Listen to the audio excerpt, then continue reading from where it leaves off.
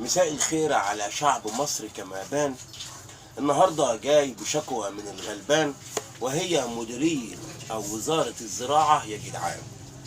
ولما جيت طلعت بوست الصبح زي ما بان وقلت هنا ازاي عايز تحكم على الغلبان ان يسلم حصته في الرز اللي كانت مزروعة زمان.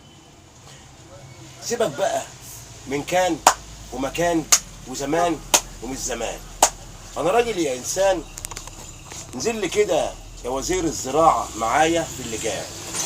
انت راجل لما جيت قلت لوزارة الزراعة انا عايز الم المحاصيل الزراعية زي ما ناصف بلال قال، قلت لك انا قد المهام، وانا اول واحد اديتك الفكرة من زمان. فاكرين ازاي؟ قلت يا جدعان السادة المحايزين هيزرعوا لنا قطعة الأراضي اللي المفروض البلد جميع السلع الزراعية اللي المفروض شعب مصر محتاجه. قلت لنا ازاي يا عم ناصف؟ قلت لكم كذا مرة في بيان، قلت لك انت المسؤول عن الأكل كله بأنواعه، مسؤول عن الرز، مسؤول عن الذرة، مسؤول عن البنجر، مسؤول عن الزيت، مسؤول عن الخبز، مسؤول عن كل حاجة تخص الإنسان من حيث إيه؟ السلع الغذائية. لما جيت قلت المسطحات الزراعية أعمل لها حصر، ده كان المفروض يتعامل من زمان. طبعا السادة الموظفين اللي مش عارفين شغلهم تمام، دول بقى لهم معايا أنا كام مشوار. خلي بالك أنا مش هجلي لأن أنا صاحب حق كمان.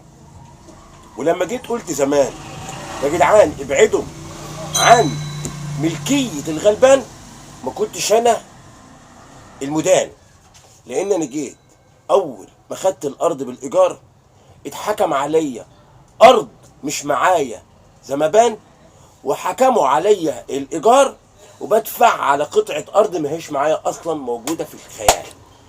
مين اللي عملها؟ السيد الاستاذ مدير مكتب الجمعية الزراعية بمطعنطة. طب عملها ليه يا عم ناصف وايه الحوار؟ اقول لك يا عم الحوار. لما جم زمان نزلوا شركة الغاز وقال لك ده احنا عايزين نعمل منفعة عامة وهي كانت شركة الغاز. قلت لهم يا جماعة انا عايز القرار اللي بناء عليه تنزل شركة الغاز في الملكية الخاصة وتنزل ارض المحايزين من غير ما تعمل لهم تعويض يليق بيهم. قلت لي ازاي؟ قلت لك انت ازاي بتفرض على المتر 7 جنيه؟ هو انت دلوقتي لما تحفر 3 متر او 2 متر ونص في قلب قطعة الارض وتيجي عند المحاصيل الزراعية ما يبقاش عندي انتاج، واجي اقول لك مرة واثنين وثلاثة انت ظلمت المحايز؟ ما سمعتش الكلام. طب انت يا وزير الزراعة مين اللي اداك البيان؟ لو قلت لي رئيس الجمهورية هقول لك عنده مدان، لو قلت لي رئيس الوزراء هقول لك برضه مدان، لو قلت لي رئيس البرلمان هقول لك عندي مدان، لو قلت لي رئيس مجلس الشيوخ هقول له عنده مدان. لان يا جماعه القرار مش بايد اي مخلوق إن كان الا باستئذان. هي وازاي؟ هقول للمعاليك ازاي. انا الوقت المفروض لو انا جاي باخد او عايز احط مواسير في قلب ملكيه اراضي محايزين، باجي الاول استأذن من السادة المحايزين. يا جماعة دلوقتي احنا الحكومة طالبة مننا اللي احنا نمشي مواسير عندكم في قطعة الاراضي بتاعتكم. جاية منين؟ جاية من ابو ماضي، مش من طنطا، ده جاية من ابو ماضي وراحة طنطا وراحة دمياط وبتلف في الدايرة كلها. طيب المفروض انت دلوقتي ال7 جنيه اللي انت فرضتهم على المتر هيدوني، انت نزلت استصلحت الاراضي بعد ما بوظتها، ولا بعت لي لودر يسويها، ولا بعت لي ليزر يظبط لي قطعه الارض، ولا عملت لي ايا من كان، رميت الماسوره وسبتها في قلب الارض وسبت الارض مفحوره ومشيت. الرجاله السيد الاستاذ مدير الجمعيه الزراعيه، مش المدير بقى، كان ايامها 3 اعضاء او 4 اعضاء متعينين بقرار محافظ. لما جم مضم بالمخالفات اللي كانت موجوده وقال لك الارض فعلا فيها تجهيز والارض فعلا فيها فحر والارض. طب انت مين اللي خلاك تنزل المحايزين؟ انا لما جيت طلبت اشاره النبته، انت يا عم عادل يا رزق يا ابو العينين جيت مشيت خدت قرشين من الباش مهندس احمد والباش مهندس عماد والباش مهندس صبري، وخدت منهم قرشين وقمت جاي عاطي للرجاله كل واحد قرشين زمبان، وقمت مطبخين على الحوار. وانا لغايه الان ما استلمتش تعويض الارضيه يا جدعان، لان انا مش موافق. ليه مش موافق؟ ليه؟ لان انت المفروض لو انت جاي بتعمل مصلحه عامه او خدمه عامه للجميع، يبقى المفروض فيها مشاريع قائمه. المشاريع القائمه كمثال زي شركه الغاز المفروض مسؤوله عن مصنع الكيماوي او مصنع السماد اللي بيصنع الكيماوي. طالما انت مشيت في قطعه ارض الغلبان، هنا المفروض توفر له كيماوي من مصنع السماد. ليه؟ لان انت دخلت مصنع السماد ده مسؤول مسؤوليه كامله عن تصنيع الاسمده الكيماويه، صح ولا انا مدان؟ ايوه يا عم نصف انت بتتكلم صح. طيب المفروض انت مشيت المواسير في قلب الارض بتاعت المحايزين، المفروض اللي انت تصرف على مصنع السماد من غير ما تاخد منه جنيه، صح؟ طيب يعني انت يا وزير الزراعه نزلتهم من غير ما تحكم عليهم ان هم يعملوا مشاريع تخدم الغلبان؟ ايوه نزلهم يا فخامه رئيس الجمهوريه ببيان. فين البيان يا رئيس الجمهوريه؟ فين البيان يا رئيس حكومه ناصف بلال اللي اعتمد عليه وزاره الزراعه ونزلت المحايزين او نزلت شركه الغاز في قلب اراضي المحايزين من غير استئذان؟ وبالرغم اللي انت جبتهم ومضيتهم على عقود. طب انا هديك مثال، لو انا جيت دلوقتي حرضت قطعه الارض وانت كده كده ما قفلتهاش، انت كده كده ما ردمتش وسبت لك الماسوره بتاعتك، هتسيبني؟ هبص هلاقي الداخليه جايه بتجري ورايا من كل مكان، وهبص الاقي النيابه بتجري ورايا وبتنزل لي احكام في احكام، لانني كده اصبت المنفعه العامه. هي فين المنفعه العامه بقى يا ريس؟ فين يا رئيس الوزاره المنفعه العامه اللي عادت على الغلبان؟ طلعها لي ببيان كده والنبي. طب طلع لي التاشيره اللي معاك اللي انت خدتها كده ببيان. امال هيئه الطرق الحكومه صرفت عليها المليارات دي ليه؟ مش عشان يكون فيها جميع الخدمات زمبان؟ زي ما قلنا فيها مواسير الميه وفيها مواسير الغاز وفيها مواسير الصرف الصحي وفيها تيار مين؟ مش تيار الكهرباء، اللاسلكي، وهو كانت مصلحه التليفونات. يعني انت دلوقتي ممكن اروح اجيب بتوع شركه الميه واقول لهم انزلوا في ارض الفلاحين عشان توصلوا ميه؟ هيقول لك لا يا باشا ماليش دعوه. هتجيب بتوع الصرف الصحي هتنزلهم في اراضي الفلاحين وتقول له عشان امشي صرف؟ هيقول لك لا ماليش دعوه. هتجيب شركه الكهرباء وتقول لها افحري وحطي كابلات في اراضي المحايزين من غير استئذان؟ يا ريت بقى السيد رئيس الوزراء يطلع ببيان قدام شعب مصر كما بان فيها البيان ويقول مين اللي اداله القرار، لان ده اسمه تعدي على اراضي الفلاحين وهي تقع تحت بند الملكيه الخاصه، وممنوع منعا باتا المس فيه بقلب قرار. هتقول لي يعني ايه؟ يعني الكباري؟ لا، الكوبري لو انت جيت خدت مني عشان تحط خابور او تعمل بتاع عمود زي ما بان كده عشان تحط لي عليه كوبري كده، ديت ملكيه عامه او منفعه عامه تعود خدمتها على مين؟ على هيئه الطرق. يعني ايه؟ ايوه هيئه الطرق بتديك تعويض. ايوه المفروض هيئه الطرق بتديك تعويض عشان نزلت حطت عمود. طيب هل دلوقتي شركه الغاز ادت التعويضات؟ انا راجل ما خدتش تعويضات ولا شفت ولا جنيه، وقلت لهم مانيش مستلم تعويضات. يوم الاستاذ عادل والاربعه الاعضاء اللي الاستاذ عادل ورطهم زمان ان هم يمضوا على اتفاقية الغاز وينزلها في الملكية الخاصة، ده اتهام رسمي بالتعدي على اراضي المحايزين.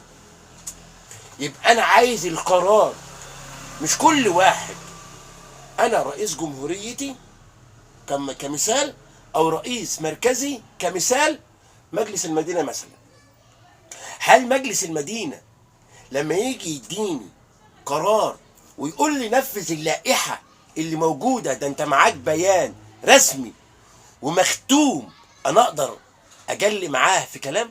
لا، ما هو هنا اداني القرار او الخطاب رسمي مدون فيه الكلام.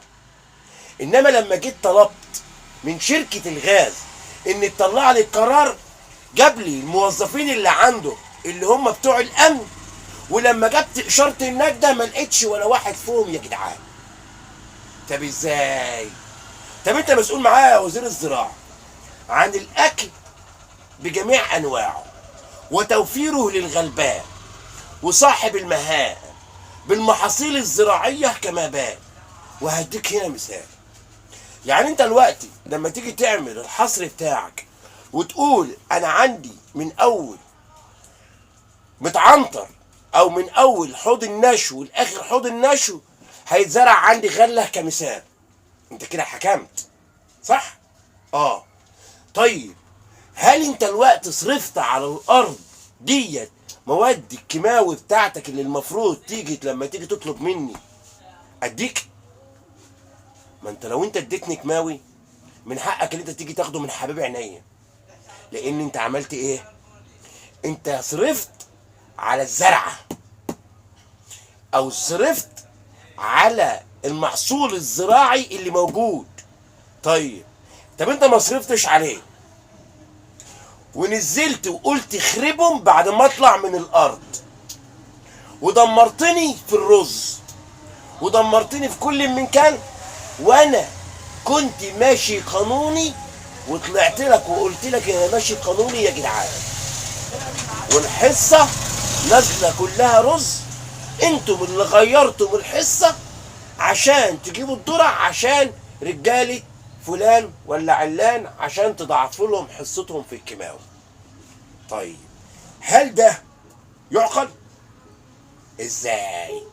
لو انت صرفت على المحصول من حقك تلمه، ما صرفتش على المحصول مالكش عندي جنيه. ده قرار.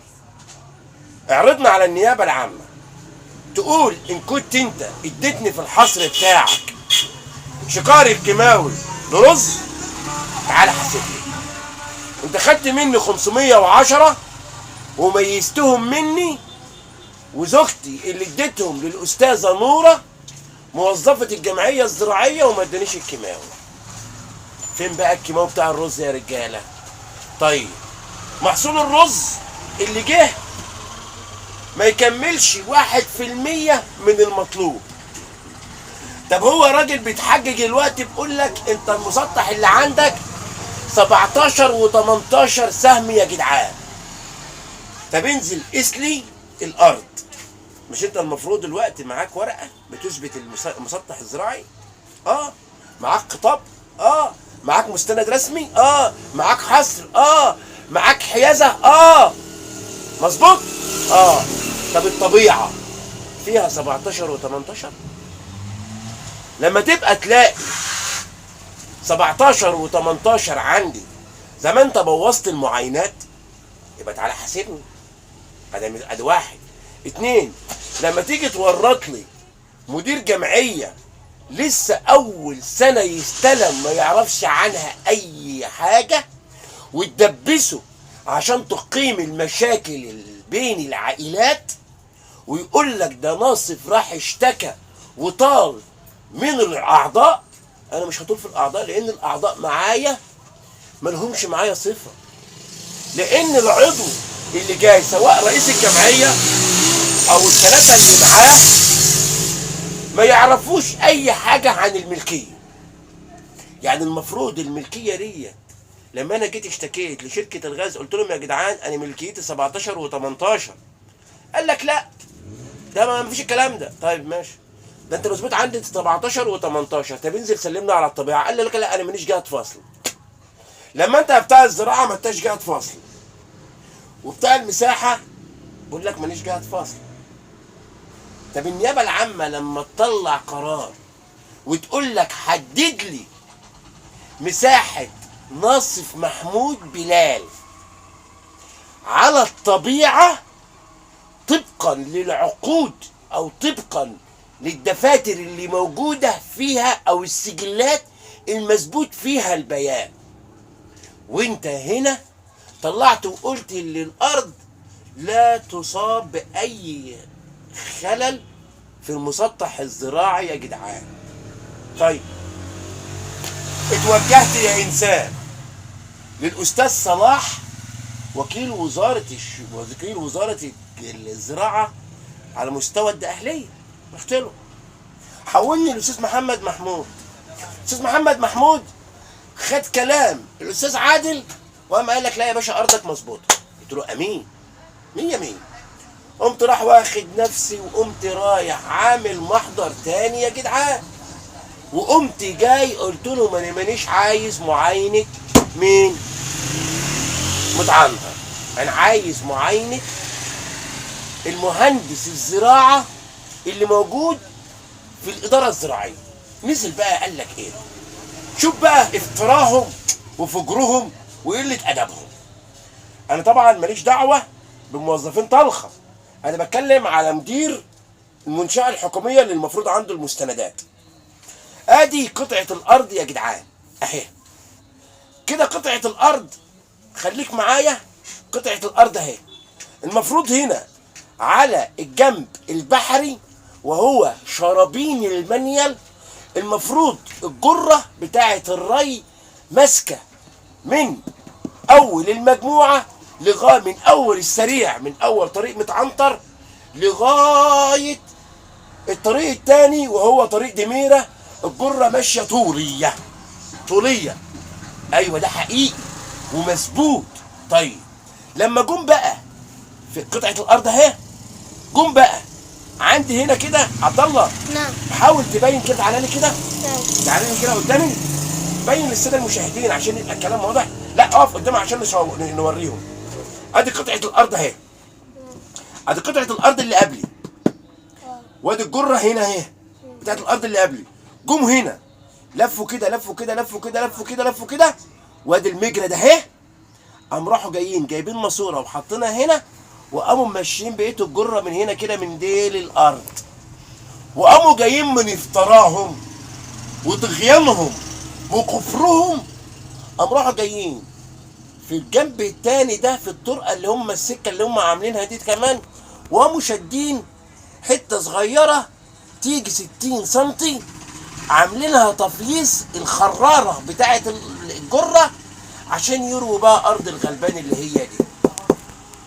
طيب كل ده اداره طلخه سبتته؟ قال لك ده اداره طلخه قالت ده فيه مروتين. هي في ارض في الدنيا يبقى لها مروتين؟ المفروض جره ري وجره صرف. جره الري مكتوب قال لك الحد البحري جره مثبوته ومروتها عليها، وقال لك تحديدا فاصل شرابين المنيل. طيب المسطح اللي موجود دلوقتي فيه جره؟ مفيش فيه جره. طب السكه دي جت منين؟ مش من قلب الارض؟ من قلب الارض.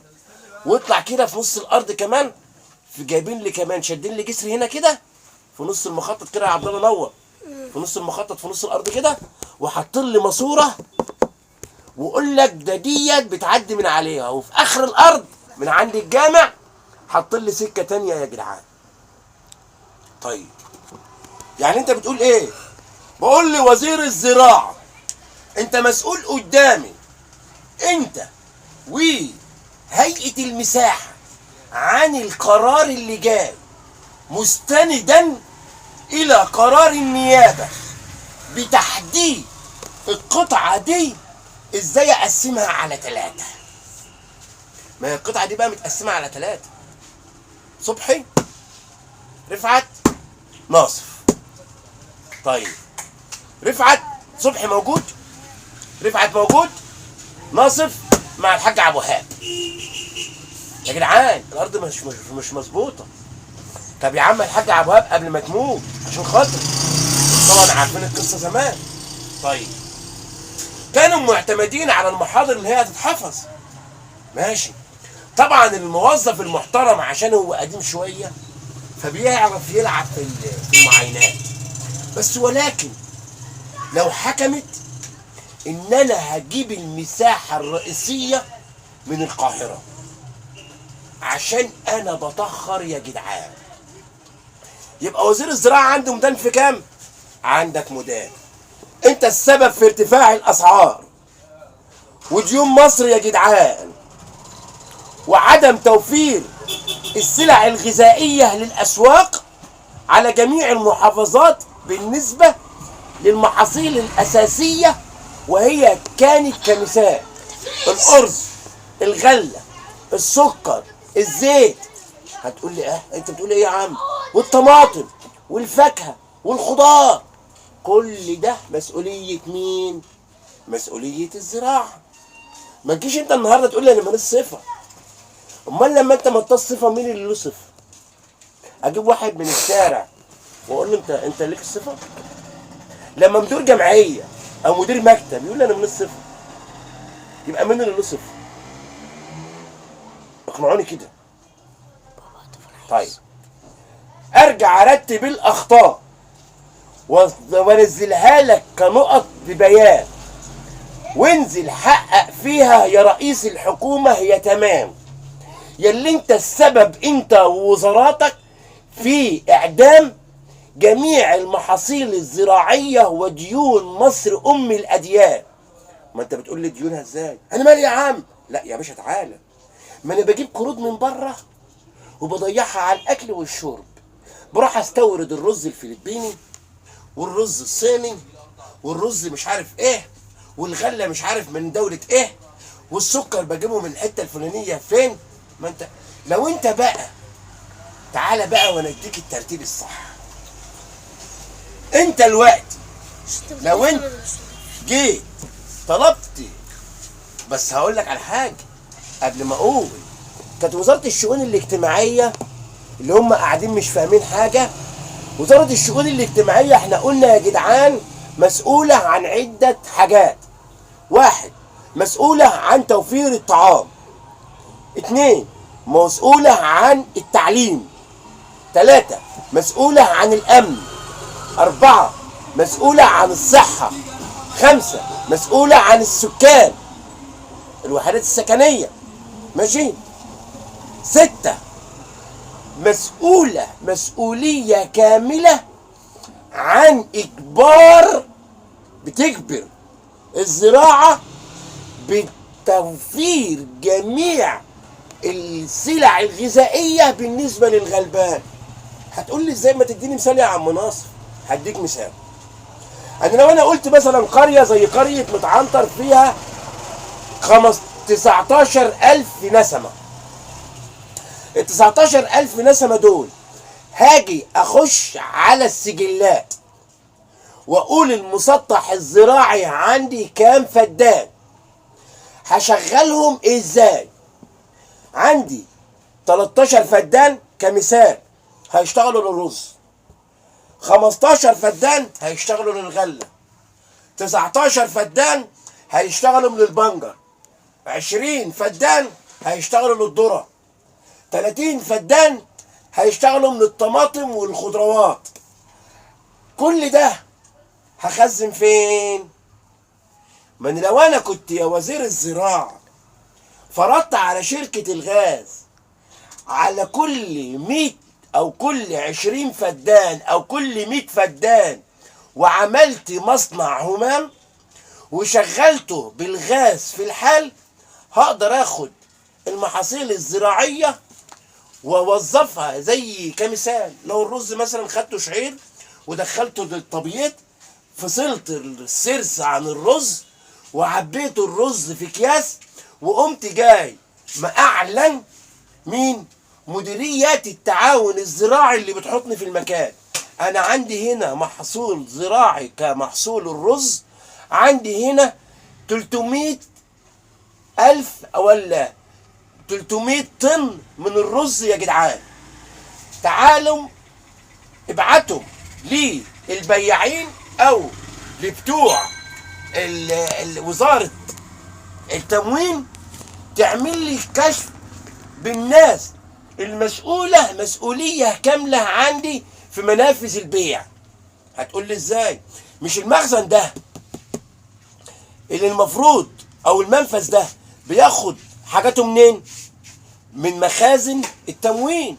طيب لا يا عم، مخازن التموين بقى بتاعت الحكومة مالكش دعوة بقى كده.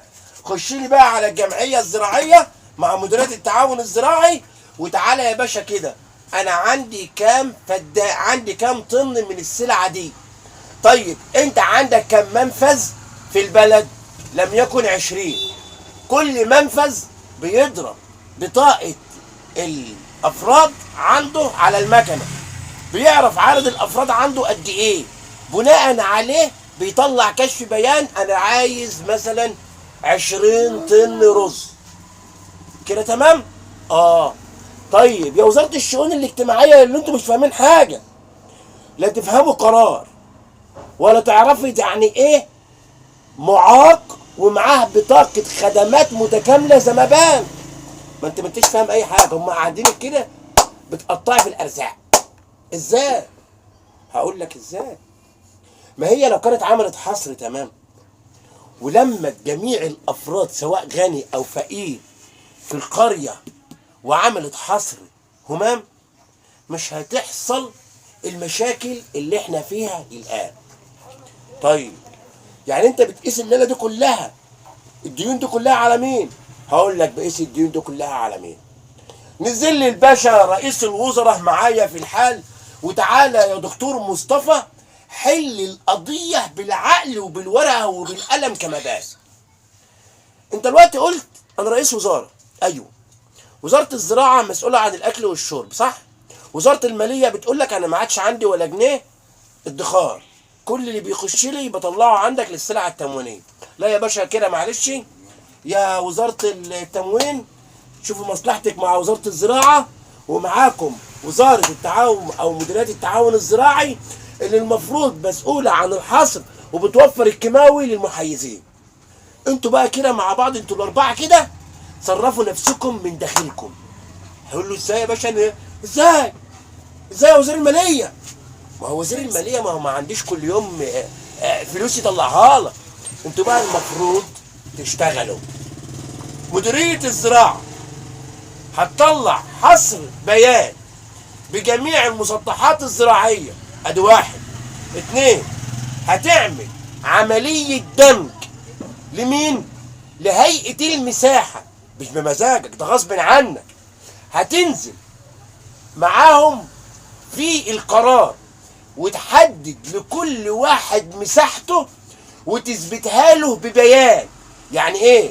يعني الحته اللي هي بتاعت ناصف، طيب ناصف محمود بلال وريث من ضمن ورثه محمود بلال يمتلك في حوض فلان قطعه عباره عن 6 ولا 7 ولا قراط ولا كام قراط زمبان، وبناء عليهم حدودهم من الجهه الفلانيه فلان، ومن الجهه الغربيه فلان، ومن الجهه البحريه فلان، ومن الجهه الشرقيه فلان، وشد عليها البيان.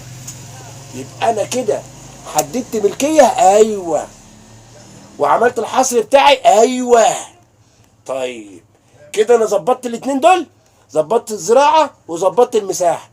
ارجع بقى اخد القسيمه اللي هيئه المساحه ادتهاني في بيان واطلع اثبتها في الجمعيات الزراعيه على مستوى الجمهوريه يا انسان. ادي 1. 2، بعد كده هجيب جميع المحاصيل الزراعيه اللي الدوله محتاجاها معايا وهنزلها لك في مستند رسمي او نشره رسميه كما بان، موزعه على جميع المنشآت الزراعية في كل محافظات جمهورية مصر العربية في الحال. وبناء عليه هعمل عملية دمج وحصر بناء على المستخرج الرسمي اللي خارج من هيئة المساحة، واعمل بيه عملية دمج لمين؟ لمديريات التعاون الزراعي، وبناء عليه اقدر احدد كام شكارة كيماوي هياخدها المزارع له. طيب معنى كده يعني ايه؟ يعني انت كده بتربط لي البلد؟ لا، ما هي مصر الرقمية كان اساسها ايه؟ ما هي مصر الرقمية اساسها ارقام ومساحات والتزامات للحفاظ على الغلبان. طيب نرجع بقى لوزارة الزراعة، لانها كانت متورطة معايا في القرض اللي جه، اللي هو 17 البند فيها، او قرض او البند 17 لسنة 2021، اللي هو بقول لك فيه جبنا قرض لتنمية الريف وإقامة محطة تغذية لبحر البقر وتعقيمها وتوصيل المياه لمين؟ لسينا وأرض الصحراء مصر. أنا معاك. طب أنت كده يا وزير الزراعة، أنت ومديريات التعاون الزراعي نزلت طهرت لي الترع اللي موجودة معايا في المكان؟ لا. طب نزلت لي، مش انت المفروض دلوقتي بتيجي تطلب المحصول الزراعي بتاعي؟ المفروض بقى يا باشا توفر له 4 حاجات. 1، المسطح الزراعي بتاعي تثبته لي بمستنداتك الرسميه. 2، تعمل لي عليه حصر من هيئة المساحة. 3، تطهير الترع والجرر او مصادر المياه اللي المفروض اللي المزارع محتاجها معاه في البيان. 4، توفير له حصة الكيماوي بأسعار رمزية، عشان لما تيجي تاخد السلع مني الغذائية يبقى انت هنا اللي بتصرف على السلع الغذائية من طقطق لسلام عليكم. يبقى انا هنا كده يا مدان، انا كده هنا غلطان يا وزير المالية. كل يوم كل واحد فيهم عايز فلوس فلوس فلوس فلوس. طيب هل ميزانيتك الآن تسمح بارتفاع الأسعار؟ طب تسمح اللي انت ترفع من احتياجات الغلبان؟ انت بتقول للموظف انا رفعت مرتبه كمان. طب ما انت بترفع لي 100 جنيه، بتزودني 100 جنيه كمرتب، وبترفع عليا 200 جنيه سلع غذائيه. انت بتضحك عليا انا ولا بتضحك على نفسك؟ انا عايز افهم دي. يبقى انا هنا لما بدين وزارات مصر يا جدعان، يبقى انا بدينها بقرار، والقرار اللي بدينها بيه لازما ولا بد يكون مدعم بمستندات اساسيه تثبت الملكيه للغلبان والانفاق على المسطحات الزراعيه من قابل الدوله، لان هنا الفلاح المفروض هو المسؤول امام الشعب بتوفير جميع السلع الغذائيه وتوفيرها للاسواق كما المفروض يبان من زمان. وانت هنا لما جيت عملت لي سد النهضه، جيت قلت ده انا هوفر لك الميه وهوفر لك الكهرباء وهوفر لك كل من كان، اديتنا على قفايا وما عملتليش اي حاجه ببيان. يبقى مين فينا المدان؟ انا ولا انت يا رئيس حكومه ناصف بلال؟ خلي بالك من اللي جاي عشان تليفوني هيفصل يا جدعان. ولكن اربط مصر الرقميه من الان على سيستم ناصف بلال، هترتاح وهتعرف تنام. ولكن ناصف بلال ماسك التعبان ومحلق عليه كمان، وهيحط عليه عشان يعرف ينام. واستناني اذا احياني وأحياك ربنا في اللي جاي. النسر سيظل الشعار، وتابعني على قناتي على اليوتيوب النسر، وهطلع لك الفيديوهات بتاعتي على صفحتي وعلى كل من كان. واستناني يا إنسان في اللي جاي.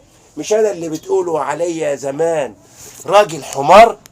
شوف مين فينا الحمار يا جدعان، أنا ولا الموظفين اللي مش فاهمين شغلهم ولا عرفوا يربطوا مصر الرقمية حتى الآن. ناصف بلال ربطها لك وهو أعمى وصاحب مهام. النسر سيظل الشعار في المكان، واستناني يا رئيس حكومة ناصف بلال في اللي جاي. والسلام عليكم ورحمة الله وبركاته.